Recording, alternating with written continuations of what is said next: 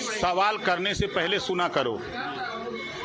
बिना वजह अगर समाजवादी पार्टी का एजेंट बन के आए हो तो दिमाग से निकाल दो, कुर्ता पैजामा पहन लो। देखिए, समाजवादी पार्टी की सरकार जब थी, गब्बर एक विलेन है, क्या आप विलेन की भूमिका में आएंगे? 28 विधानसभा उत्तर प्रदेश के पूर्वांचल की हैं और 28 विधानसभा में एक अपनी ताकत है। उस ताकत के दम पर जो समाजवादी पार्टी की सरकार में गुंडा राज था, उसको माननीय योगी आदित्यनाथ जी ने अपने 7 साल के कार्यकाल में उस गुंडा राज को समाप्त किया और 2800 लोकसभा सीट में पहले तो 6 लोकसभा सीट जो 19 के चुनाव में हार गए थे, उस 6 को जिताएंगे और उत्तर प्रदेश की 80 लोकसभा सीट माननीय योगी आदित्यनाथ जी से कंधे से कंधा मिला करके हम एनडीए के सभी साथी, सभी घटक दल मिल करके जिताएंगे और मोदी जी को देश के कुर्सी पर तीसरी बार प्रधानमंत्री बनाएंगे। गरीबों के लिए, गरीबों की सेवा के लिए, उनके मन में उत्साह के लिए, जोश के लिए, जो गरीब का सदियों से गुंडागर्दी के दम पे समाजवादी पार्टी की सरकार में मनोबल दबाया गया था, उनका मनोबल बढ़ाने के लिए हम पूर्वांचल की भाषा में उनको बोलते हैं। उसको आप लोग दूसरी भाषा में समझते हैं, हमारी भाषा दूसरी होती है। नहीं, ये समझ रहा है कि उत्तर प्रदेश सरकार में मुख्यमंत्री जी नायक हैं, तो उत्तर प्रदेश सरकार में खलनायक मंत्री कैसे हो सकता है? नहीं, देखिए, वो खलनायक की भूमिका नहीं था, वो हीरो का भूमिका था। और क्या था? हीरो क्या होता है?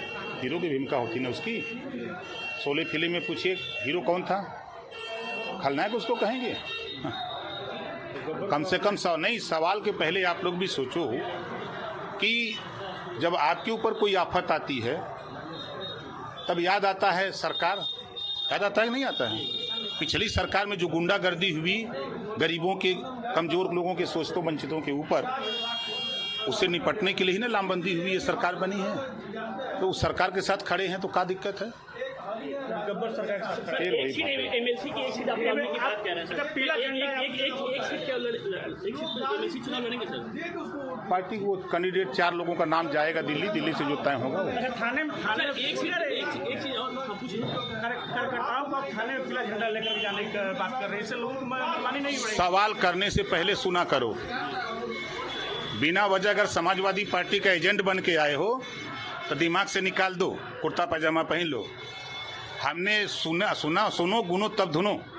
मैंने कहा कि आपकी पहचान पीले साफे से है। आप कहीं भी जाओ, थाने पर भी जाओ, कार्यकर्ता नेता, तो दरोगा जी के सामने जब वो देखेंगे कि पीला साफा वाला है तो उसको ओम प्रकाश राजभर भी नजर आएगा। और आप उसको झंडा बता रहे हो? नहीं, आप उसको झंडा बता रहे हो। क्या मनमानी बढ़ेगी? मनमानी क्या बढ़ेगी बताओ? ये हम तो लगा के चल रहे हैं, मनमानी कर रहे हैं। लाखों लोगों को हम समाज में जीने लायक बना दिए, लाखों लोगों को सामाजिक स्तर उनका सुधार दिए। क्या बात करते हो आप? समाजवादी पार्टी की तरफ से लिख के ले आए हो कि यही पूछना है? अरे पूछो, अगर शिक्षा पे पूछो, बेरोजगारी पे पूछो, समाज में असमानता है उस पे पूछो। जी मंत्री जी, आप जिला पंचायत चुनाव भी लड़ाने की बात कर रहे हैं, 25 विधायक बनाने की बात कर रहे हैं, तो क्या एनडीए से जो गठबंधन हुआ है सर वो सिर्फ लोकसभा चुनाव के लिए भी हुआ है या? अरे भाई देखो, कार्यकर्ताओं का मनोबल बढ़ाने के लिए आप बताओ, उनसे कहें कि नहीं अब आगे कुछ नहीं होगा, अब उसको आप दूसरे वे पर सोचो। जनता को मैसेज भी देना आपने कार्यकर्ता का मनोबल कैसे बढ़ेगा? वो लड़ाई के जंग में कैसे खड़ा होगा? अब आप लोग इसी नाते देखो, जो हम लोग फ्री हैं तो उधर से सवाल दे दिए जाते हैं कुछ साथियों को, तो हुआ करके बिना वजह का सवाल।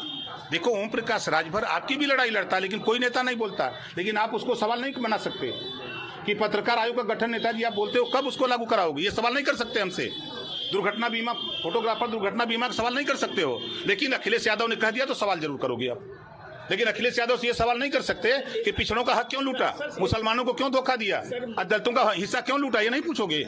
नहीं, नाराज की बात नहीं, सवाल जो हो रहा है